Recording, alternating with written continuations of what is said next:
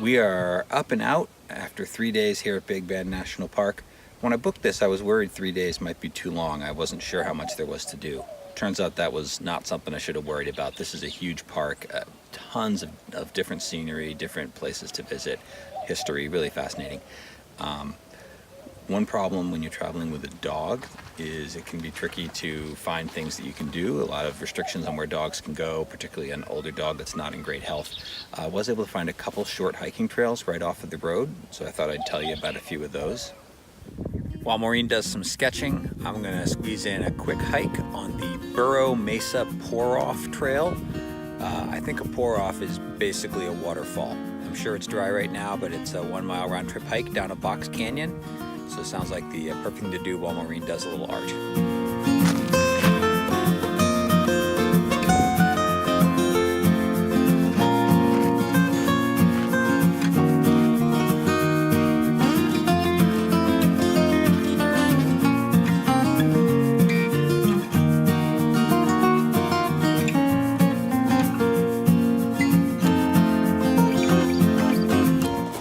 The smell of the honey mesquite in here is almost overpowering.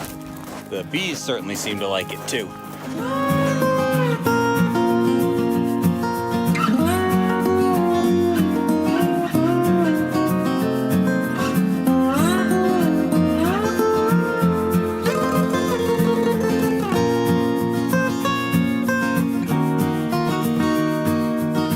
As suspected, the pour-off is not pouring, but it's still pretty impressive.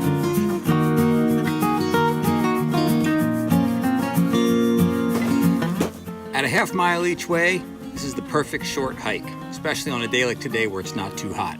But bring water, because there's none there. Speaking of which, I better get back to the car and rescue Maureen and the dog.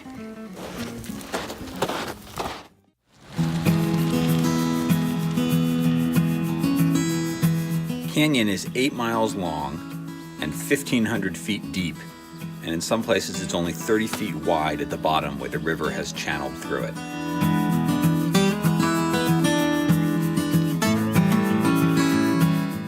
We've been to other national parks like Yellowstone and Yosemite and especially Grand Canyon last year, where the crowds at the top sites are just overwhelming.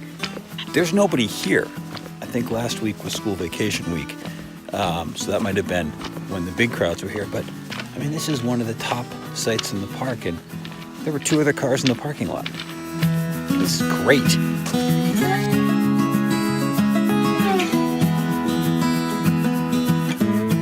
As you explore the dry deserts and mountains here at Big Bend, it's easy to forget that there's a river here. But this place is really all about the Rio Grande. And that's one thing that you'll certainly notice here at Santa Elena Canyon, where the river has cut its way through these massive rocks.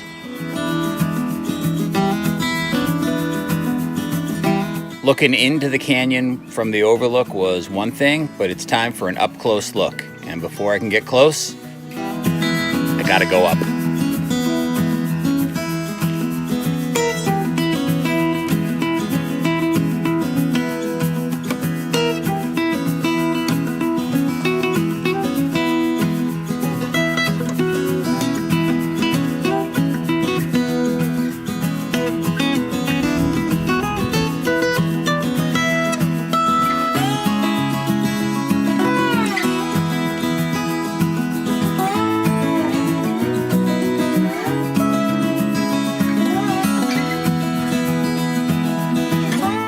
Sunlight and shadows in in the morning here are well worth getting out of bed for.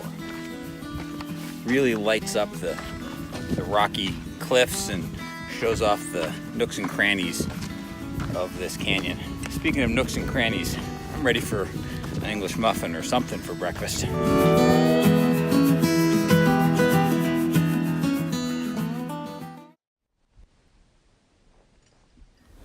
Today's supposed to be the hottest day of our 3 days here in the park, so we came up to Chisos Basin to enjoy the relative cool and the view through the window back down into the desert below.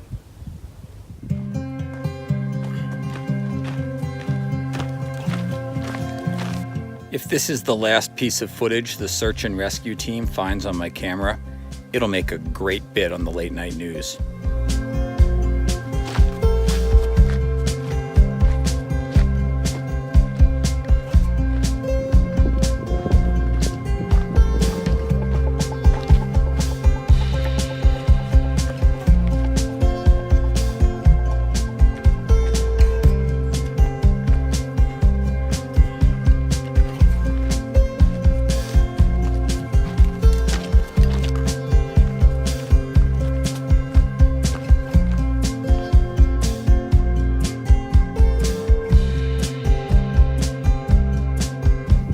Up here in the Chisos Mountains, far above the desert, you'd have to work pretty hard to find a spot that doesn't have an amazing view.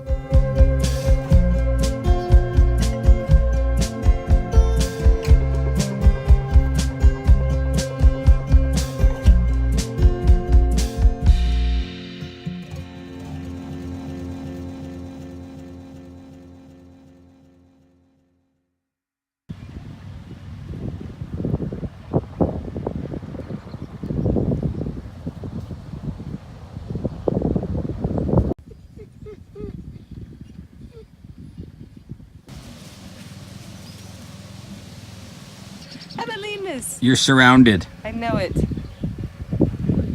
Crazy little stinkers.